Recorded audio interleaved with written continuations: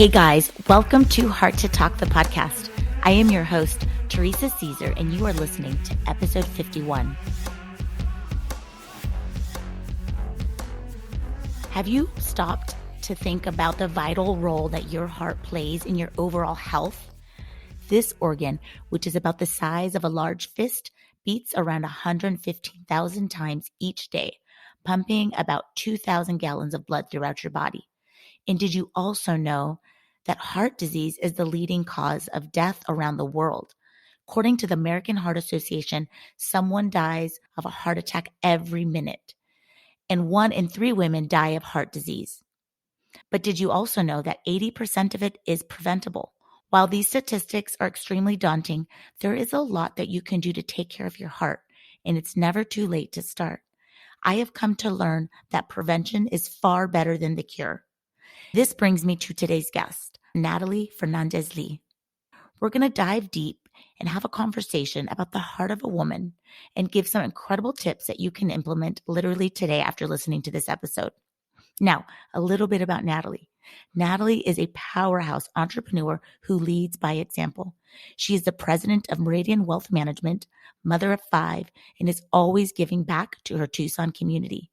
She's coming on the podcast to share the mission that we're on together, and that is to save lives and spread awareness through our service with the American Heart Association's Go Red for Women 2022.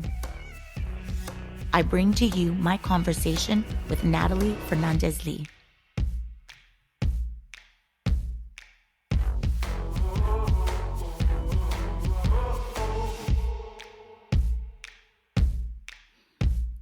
You have a motto, lead by example.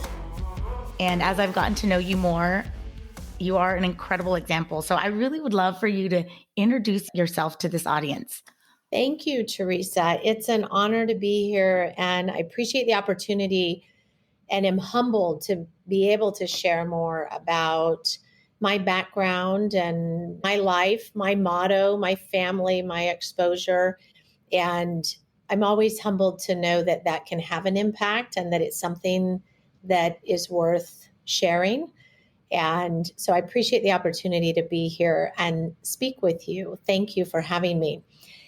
Our worlds have collided multiple times in the past, and it's funny thinking back as a native Tucsonan growing up here in Tucson, going to school, getting my education, raising my family, starting a business. But one of the most special things that is a part of my background is my love of dance and really getting involved in the community through the art of flamenco way back in the day. And I love that every time I look at you, I know that we had a connection that started there, that's grown over the years, and our paths have overlapped in so many different ways along the way. I love the fact that you brought up the flamenco. Before we knew each other, anybody that I would run into would be like, you need to meet Natalie. She dances flamenco too. Yeah, it's not that big of a world. The flamenco on, it's not that big. So, and it's amazing how strong it still is. We have some really great flamenco Spanish talent here in Tucson, and I still love it. I still enjoy it. I dance around the house. My kids are learning flamenco, but my day in and day out is no longer dance. That's my fun time. Now it's business and raising a lot of kids and doing all that fun stuff. I am, as I mentioned, a native Tucsonan, come from a large family, one of 6 kids, and grew up in a really traditional, wonderful home with my mom staying at home, being super involved in the school, being there for all of us kids day in and day out. And my dad showing us what a hardworking life looked like, but also made time for family and time to coach our sports teams and time to be involved in the community. So I really grew up in such a blessed home and background to be able to see a woman and a man work together to raise a strong family. When I look at my family, that really is at the core of who I am and how I was raised. And it plays a big part in everything I've done since then, in raising my own family, in going into business, running a business, being involved in the community. It really all stems from my roots here in Tucson. This community is lucky to have you. You're amazing. You wear many hats. Like you said, you're a daughter, a mother, a sister, a wife, an entrepreneur. I really love how you serve this community. You educate youth, right, in finance and empower women. What I really want to get into is how you serve this year as co-chair of the American Heart Association, Go Red. And that's where you and I got to join forces and impact and save lives, essentially. Do you want to talk a little bit about that? I would love to, and thank you. The American Heart Association came into my life a couple of years ago. I was asked to get involved on an executive level and as part of our leadership team by a very good friend of mine whose family I knew that their background, they had a lot of issues with heart health. So I knew it was very important to her. Ironically, the moment that she texted me to ask if I would be interested in being involved, it was a Friday evening about 6 o'clock, almost 2 years ago. At that very moment that I received the text, I was on the phone with my mom, and she was telling me that she had to go to an emergency appointment the next day at the doctor on a Saturday, which is never good news, and that she had been diagnosed with congestive heart failure. And she had been ill for maybe a month or two. We were trying to figure out what it was. And my friend had texted me and asked me if I would be interested in serving on the executive leadership team for the Heart Association. I read that text after I hung up with my mom, and I immediately texted back. I said, absolutely. I don't even know what I need to do, but you let me know what I need to do. There was a sign at that moment that that's where I needed to put my energy towards. So I served on the executive team, did a lot of work in the community, and I was asked here for the year of 2022 to be the chair. And I'm actually co-chairing with my dad, Ruben Fernandez, who's also my business partner. It's very special to do that together. And my dad also has some history of some heart issues, so it made a lot of sense. But Go Red, the focus is on women's heart health. And one thing I realized, Teresa, I've always thought myself to be healthy and aware and in control of what I was doing. What I realized by getting involved with American Heart Association, I did it initially because other people around me have been impacted by heart disease and heart issues. What I realized over the last couple of years is I was not taking care of myself, or I at least wasn't aware that there might be a problem that I didn't even know existed. I'm healthy. I do not have any heart issues, thank gosh. But I also wasn't aware of all of the risks that women face when it comes to their heart. When I heard the statistic that 1 in 3 women die of heart disease, I was floored. What I was more floored by is that 80% of it is preventable. And I wanted to know, my business sense or my numbers mind said, how on earth is 80% preventable and we're not doing it? What is that 80%? What could we be doing to reduce this? And it's so simple, but the biggest thing is the awareness. It's just knowing that that's your greatest risk as a woman. So if we know what to look for, if we know and can be more aware with our own bodies, if we can take a little bit of extra time for ourselves instead of putting ourselves last in line, which we naturally tend to do as women. And that's okay. That's what makes us special, but it's also what hurts us and in some cases kills us is we don't, as women, always put ourselves first. We'll take care of our husbands, our kids, our job, our work. We will do the laundry before we sit down and say, gosh, something doesn't feel right. Like we'll get everything done that needs to be done on our list of things to do. So my awareness over the last year or two, really, of what I need to be doing differently has been so impactful to me. And taking on the role of chair, my goal is to make sure as many women in our community as possible know that they need to be aware of this, that we need as women to educate, empower, and be aware of our own bodies and health, what to look for, and just have that awareness. It's not an obsessive type of thinking, but it's the awareness. So my mission, the American Heart Association's mission, is to impact more than 1 million women's lives by educating them and making them aware. So that is our goal of impact and what we're working really hard to do this year. Oh, wow. It's so well said. And I'm honored to join forces with you as Heart to Talk. I say that I'm in the business of healing the soul of the heart and to be part of the biology and learn, as I also have been impacted, as my grandmother had triple bypass a couple years ago and recently suffered a stroke because just what you said, she put herself last, and it's that whole, the awareness and preventable aspect. And another part, Teresa, we have to be advocates for ourselves.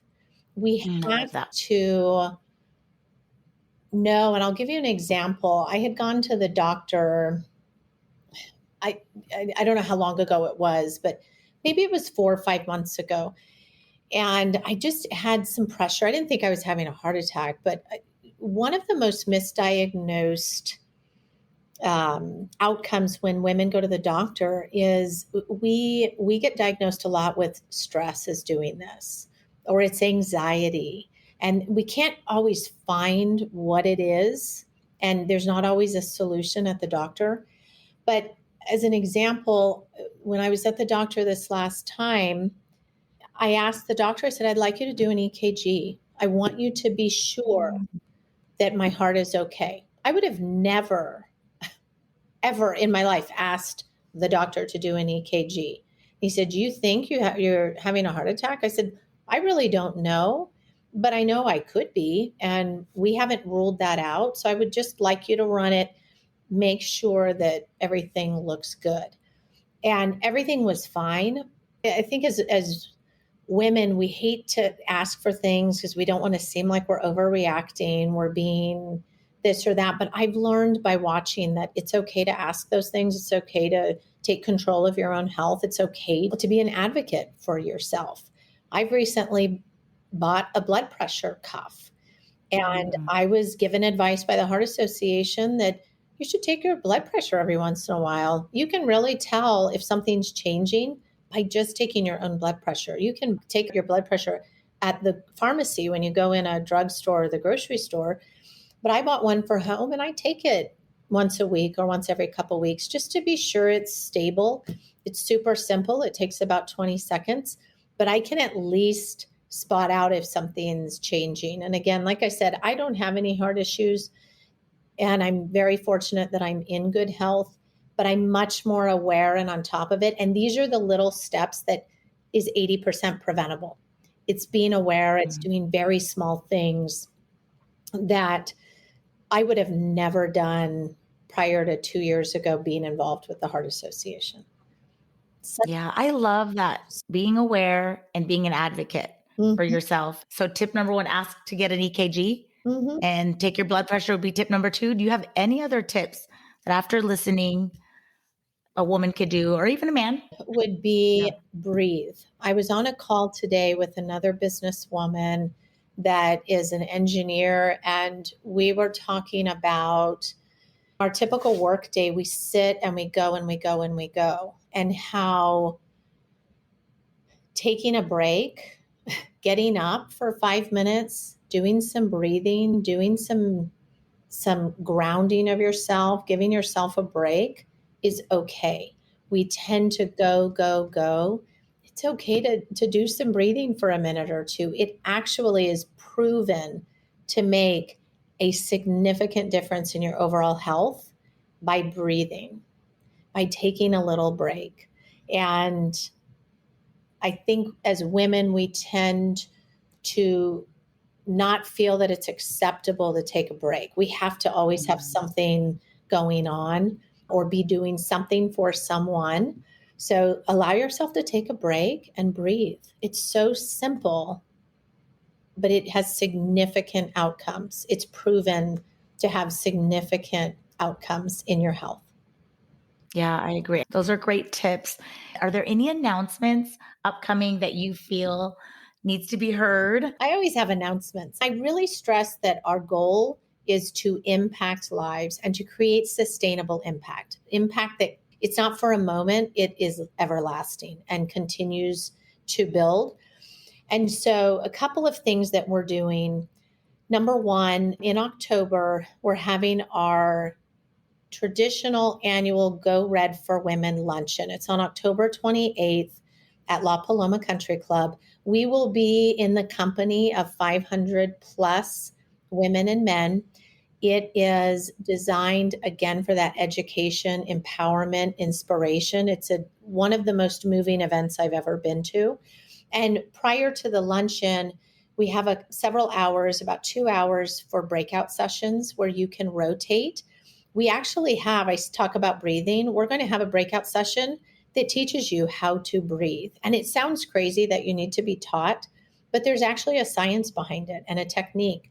So we're going to have different breakout sessions that educate on different areas of women's heart health. It will be a great event on that Friday morning to midday. We have our first ever STEM event, science, technology, engineering, and math, that will be held in person down at the U of A Tech Park on October 11th. And that is a full day event. The target for the attendees there are freshmen and sophomore high school girls. And our goal is to impact our Southern Arizona communities, Tucson and other outlying areas, to really expose these young girls to the areas of the STEM fields and inspire them to pursue their studies in those areas. So we have an incredible support from the community for that event as well. And they'll spend a day, and our goal is they leave that day inspired to pursue careers. STEM field jobs are filled, 25% of those jobs are represented by females. 50% or 49% of the workforce is represented by females. So STEM is very underrepresented when it comes to those fields. So we're looking to create sustainable impact by getting more women and young girls focused on those areas. And then the final part that I would say is ongoing, Teresa. We have a Circle of Red and Red Tie Society where men and women can get involved through the support of $1,000 donation. Those funds go towards research and ongoing impact into the American Heart Association's mission. But by being a Circle of Red member, a Red Tie Society member, and you are very involved in this area with the Heart Association that I appreciate so much. Within this society, there's other benefits. There's ongoing education, there's quarterly networking and events where we get together. Our Circle of Red is doing a wine tasting event in September, and all of our Circle of Red and Red Tie Society members will join us. And it's just a great group of individuals in the community that want to be a part of this impact and movement, that can do so without being, sponsoring or making a major long-term financial commitment. So it's a great way to bring community members together. So those are kind of three key areas that are upcoming that are going to be a lot of fun here through September and October. Thank you so much for sharing that, Natalie. I'm going to wrap up the episode with the traditional closing questions that I have. And so the first one, Natalie, what is your favorite book? My favorite book. So this answer would vary with time, but I'm going to tell you right now, my favorite book is whatever my second and fourth grader are reading at school. And right now I've got the Babysitter's Club. That is a nightly book that I'm reading, and Dog Man is what my second grader is reading. But reading and loving to do it and encouraging my kids to love that and it not be a chore is important. So those are my favorite books right now. I love that. What's your favorite quote, Natalie? Favorite quote. I have stressed this to my kids. If you ask any of my kids, what is the number one rule in life? They all can tell you very quickly because it's been hung on a refrigerator forever. Life's not fair. Get used to it. Very simple. When they ask you, what does that mean? What do you say? It means we don't get to control the outcome. Everything is not going to be equal for everybody. Take the opportunities you have, appreciate and be grateful for your blessings. And you need to make the most out of every situation. You're in control of that. Nobody else is. So don't compare to what everyone around you is doing. Life is not fair. And then the last one, what is the best advice that you have to offer? I think the best advice, I would say, be true to yourself. My motto that I state a lot, lead by example. Day in and day out, we have choices to make, and there's many paths of which that can go down. Have a foundation and a core that you can stay true to. It will guide your decisions and it will take you to where you're supposed to be. Discovering and knowing what that is a process, and then remembering that and staying true to that day in and day out, whether it's with your business, whether it's in your community, whether it's in your marriage or relationships, your family. Being able to stay true to that is it's always a challenge, and it takes a lot of work. But when you can do that, you can be at peace with decisions that you make.